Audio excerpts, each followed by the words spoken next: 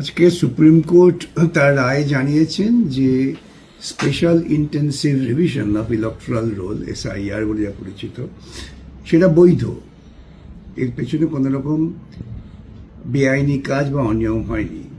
কিন্তু এসআইআরকে কেন্দ্র করে সাধারণ মানুষের মধ্যে যে একটা অত্যন্ত আতঙ্ক ছিল তা হচ্ছে যে এসআইআর এর নাম করে মানুষকে বেনাগরিক করা হবে। সুপ্রিম কোর্ট স্পষ্ট বলে দিয়েছেন আজকে যে এসআইআর এর সঙ্গে বা ভোটার লিস্টের নাম থাকা বা না থাকার সঙ্গে নাগরিকত্বের কোনো সম্পর্ক নেই। নাগরিকত্ব একটা সম্পূর্ণ ভিন্ন বিষয় এবং ভোটের নাম ওঠেনি বলেই তাকে নাগরিক হিসেবে গণ্য করা যাবে না, এই চিন্তাটা ভুল। এটা একটা অত্যন্ত ইতিবাচক দিক। মানুষ আর আতঙ্কে থাকবেন না। আপনারা নাগরিক, যতক্ষণ না ইতিপূর্বে আমি বহুবার বলেছি নির্দিষ্ট আইন মেনে বেনাগরিক প্রমাণ করা হচ্ছে ততক্ষণ সকলেই নাগরিক। সুপ্রিম কোর্টে আজকে এইটাই বলেছেন যে নাগরিকত্ব বিচার করার জন্য যে নির্দিষ্ট আইন আছে সেই আইনেই করতে হবে, তার সঙ্গে এসআইআরকে এক করা ঠিক হবে না।